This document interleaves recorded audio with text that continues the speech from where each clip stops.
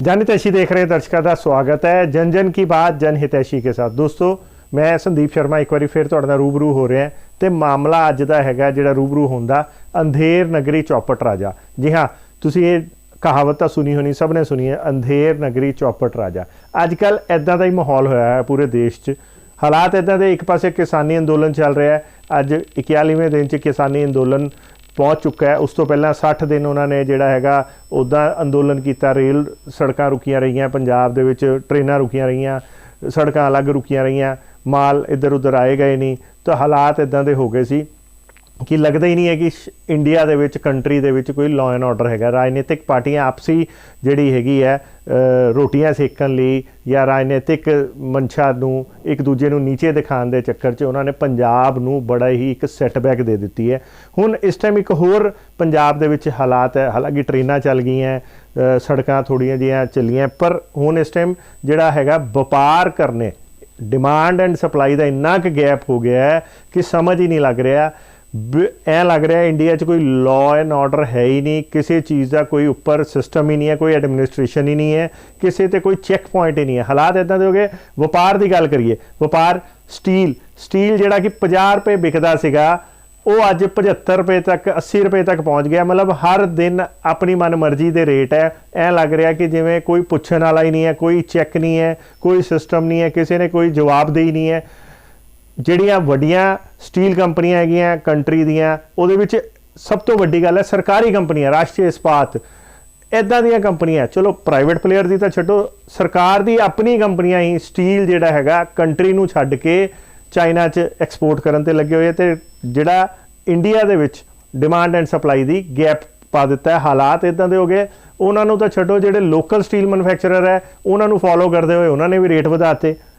व्यापार बहुत है, ट्रेड और इंडस्ट्री की हालात इदां दे हो गए, उन्होंने अपने ऑर्डर लेते हुए भुगताने मुश्किल हो रहे हैं, लॉसिस दे विच चल रहे हैं। क्यों? क्योंकि कोई चैक नहीं है, कोई पुछण वाला नहीं है। मोदी जी एक पासे कह रहे हैं, प्रधानमंत्री साहब make in India, Covid they which demand and supply का गैप इदां हो गया, काम इन्ना है, सवेर तो शाम तक वेल नहीं हैगी, रॉ मटीरियल अवेलेबल नहीं है।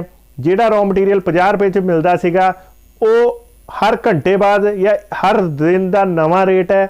हालात 80-80 रुपए तक पहुँच गए हैं। सेम मतलब ये हालात इदां दे हो गए कि लोगों को ये समझ ही नहीं लग रहा कि की करिए। असी अज किसी जगह ते बैठे सी ते व्यापारी ने दसिया या होर लोगों च व्यापारिक गलियारे च गल्लां चल रही सी कि उन्हां दी लिमिटां जिहड़ियां वर्किंग कैपिटल है, जे कोई करोड़ रुपए का काम कर रहा सी पिछले 2-3 महीनों च रॉ मटीरियल की सिर्फ कॉस्टिंग वधन करके उन्हां दा वर्किंग कैपिटल है 50% तक वध गया हैगा।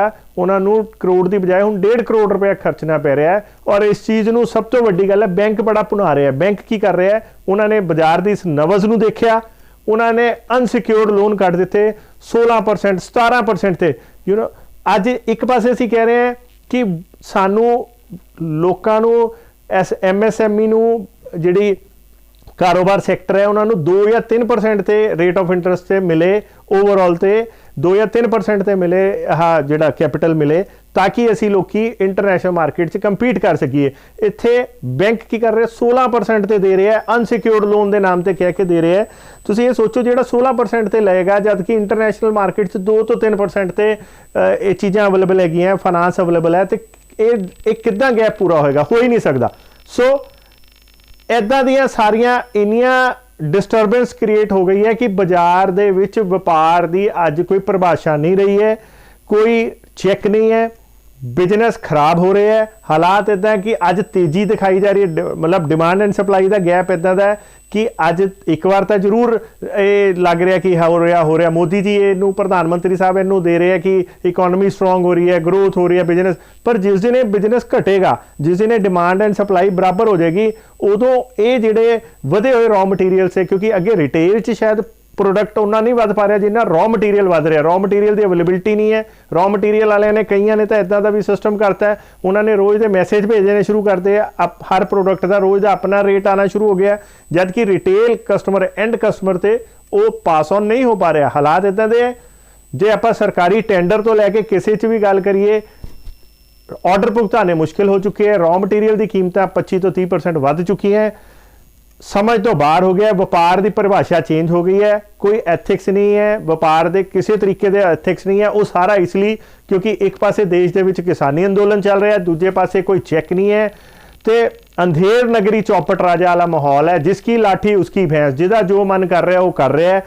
ਕਿਸੇ ਨੇ ਜਿਹਦਾ ਉਹਦਾ ਮਨ ਕਰ ਰਿਹਾ ਹੈ ਰॉ ਮਟੀਰੀਅਲ ਇਹਦਾ ਆਰਡਰ ਜਿਹੜੇ ਬੁੱਕ ਕੀਤੇ ਹੋਏ ਹੈ, ਇਹ ਸਾਨੂੰ ਸਾਰੀ ਵਪਾਰਿਕ ਗਲਿਆਰੇ ਚੋਂ ਚੀਜ਼ਾਂ ਸਮਝ ਲੱਗ ਰਹੀਆਂ। ਔਰ ਹਾਲਾਤ ਇਹ ਹੈ ਕਿ ਅੱਜ ਜਿਹੜੇ ਲੋਕ ਸਾਲਾਂ ਤੋਂ ਆਪਸ ਵਿੱਚ ਵਪਾਰ ਕਰ ਰਹੇ ਸੀ, ਉਹਨਾਂ ਦਾ ਹਾਲਾਤ ਇਹ ਹੈ ਕਿ ਉਹਨਾਂ ਦਾ ਮਨ ਹੈਗਾ ਰॉ ਮਟੀਰੀਅਲ ਵਾਲਿਆਂ ਦਾ, ਆਪਣੀ ਮਰਜ਼ੀ ਹੈ ਉਹ ਆਰਡਰ ਭੁਗਤਾ ਰਹੇ ਹੈ ਜਾਂ ਨਹੀਂ ਭੁਗਤਾ ਰਹੇ। ਇਹ ਸਭ ਇਹੋ ਜਿਹੀਆਂ ਅਸਮੰਜਸ ਸਥਿਤੀਆਂ ਇੱਦਾਂ ਦੀਆਂ ਆ ਗਈਆਂ ਕਿ ਸਮਝ ਹੀ ਨਹੀਂ ਲੱਗ ਰਹੀ ਕਿ ਕੀ ਹੋਏਗਾ। ਵਪਾਰੀ ਸੈਕਟਰ ਬਹੁਤ ਜ਼ਿਆਦਾ ਪਰੇਸ਼ਾਨ ਹੈ। वन टाइम पॉलिसी हजे तक आई नहीं है, उम्मीद है एक दो दिन आ जाएगी। हालांकि सरकार को उसको टैक्स मिलना है, फिर भी पता नहीं दो दो तीन तीन महीने क्यों सिर्फ जिहड़ा व्यापारियों नूं डीग्रेड करना या उन्हां दा शोषण करना, उन्हां दा जिहड़ा सरकार दा एक सिस्टम बनया होया, उन्हां नूं लगदा कि जे ईजीली इन्हां नूं कुछ दे दिता गया तो वैल्यू नहीं पैनी। सो कुल मिला के ये सारे एथिक्स खत्म हो रहे हैं कंट्री दे विचों। तो एथिक्स क्यों खत्म हो रहे हैं? ये सारियां चीज़ां वपारिक गलियारे च बड़ी ही ज़्यादा जिहड़ी है चर्चा का विषय बनी हुई है। सो कुल मिला के गल ये है कि अंधेर नगरी चौपट राजा है, कोई सिस्टम नहीं है, सारे सिस्टम क्रैश हो रहे हैं। रॉ मटीरियल के रेट वधन तो बाद भी अवेलेबिलिटी नहीं है, प्रोडक्शन पूरी हो नहीं पा रही, चैक कोई है नहीं, जिहदा जो मन कर रहा है वो कर रहा है। किसान अपना अंदोलन कर रहे हैं क्योंकि उन्होंने हक की लड़ाई है। रॉ मटीरियल वाले अपना रॉ मटीरियल वधा रहे हैं। सेंटर की गौरमेंट जिहड़ी हैगी है, ਜਿਹੜੇ स्टील मैन्युफैक्चरर बड़े वो एक्सपोर्ट करके अपना मुनाफाखोरी कर रहे हैं तो ਜਿਹੜਾ ਡੋਮੈਸਟਿਕ ਮਾਰਕੀਟ ਦੇ ਵਿੱਚ demand and supply the rate ਵਧਾਇਆ ਹੋਇਆ ਹੈ, ਉਹਦੇ ਗੈਪ ਵਧਾਉਣ ਕਰਕੇ ਜਿਹੜਾ ਇੱਥੇ ਰੇਟ ਵੱਧ ਰਿਹਾ ਹੈ ਅਨਐਕਸਪੈਕਟਡ। ਸੋ ਕੁੱਲ ਮਿਲਾ ਕੇ ਇਹਦੇ ਵਿੱਚ ਕਿੱਦਾਂ MSME ਸੈਕਟਰ, ਕਿੱਦਾਂ ਕੋਈ ਬੜੀ ਇੰਡਸਟਰੀ ਕੋਈ ਵੀ ਕਿੱਦਾਂ ਸਰਵਾਈਵ ਕਰੇਗੀ ਇਹ ਸਮਝ ਨਹੀਂ ਲੱਗ ਰਿਹਾ। ਇਹ ਐਂ ਲੱਗ ਰਿਹਾ ਕਿ ਮੇਕ ਇਨ ਇੰਡੀਆ ਨਹੀਂ, ਜਿਹੜਾ ਹੈਗਾ ਮੇਕ ਇਨ ਇੰਡੀਆ ਨੂੰ ਬਣਾਉਣ ਦਾ ਨਹੀਂ ਬਲਕਿ ਉਹਨੂੰ ਖਤਮ ਕਰਨ ਦਾ ਇੱਕ ਜਿਹੜਾ ਪ੍ਰਯੋਜਨ ਕੀਤਾ ਗਿਆ। ਜੋ ਬਾਜ਼ਾਰ 'ਚ ਚਰਚਾਵਾਂ ਹੈਗੀਆਂ ਉਸ ਹਿਸਾਬ ਨਾਲ ਮੋਦੀ ਜੀ ਨੂੰ, ਪ੍ਰਧਾਨ ਮੰਤਰੀ ਸਾਹਿਬ ਨੂੰ ਔਰ ਸਟੇਟ ਗੌਰਮੈਂਟ ਨੂੰ ਵੀ ਇਮੀਡੀਏਟਲੀ ਇਹਦੇ 'ਤੇ ਧਿਆਨ ਲੈਣਾ ਚਾਹੀਦਾ। ਨਹੀਂ ਤਾਂ ਉਦਯੋਗ ਅਤੇ ਇੰਡਸਟਰੀ ਜਿਹੜੇ ਕਿ ਰੋਜ਼ਗਾਰ ਦਿੰਦੇ ਹੈ ਉਹਨਾਂ ਦੇ ਹਾਲਾਤ ਜਿਹੜੇ ਹੈ ਬਦ ਤੋਂ ਬੱਤਰ ਹੋਣ ਜਾਣਗੇ ਔਰ ਕੁਛ ਸਿਸਟਮ ਨਹੀਂ ਹੋਏਗਾ। ਆਪਸ 'ਚ ਗੈਪ ਇੰਨਾ ਵੱਡਾ ਹੋ ਰਿਹਾ ਕਿ ਜਿਹੜੇ ਵੱਡੇ ਹੈ ਉਹ ਬਹੁਤ ਵੱਡੇ ਹੋ ਰਹੇ, ਜਿਹੜੇ ਛੋਟੇ ਉਹ ਬਹੁਤ ਛੋਟੇ ਹੋ ਰਹੇ। ਪਰ ਇੰਡੀਆ ਵਰਗੇ ਕੰਟਰੀ ਲਈ ਇਹ ਸਿਸਟਮ ਕਿੰਨਾ ਕੁ ਠੀਕ ਹੈ ਸਾਨੂੰ ਨਹੀਂ ਪਤਾ। ਅਸੀਂ ਆਪਣੀ ਰਾਏ ਤੁਹਾਡੇ ਤੱਕ ਪਹੁੰਚਾਤੀ ਜੋ ਬਾਜ਼ਾਰ 'ਚ ਸੀਗੀਆਂ, ਅਤੇ ਆਪਣੀ ਤੁਸੀਂ ਵੀ ਰਾਏ ਇਹਦੇ ਬਾਰੇ ਕਮੈਂਟ ਜਿਹੜੇ ਸਾਨੂੰ ਭੇਜਦੇ ਰਹੋ।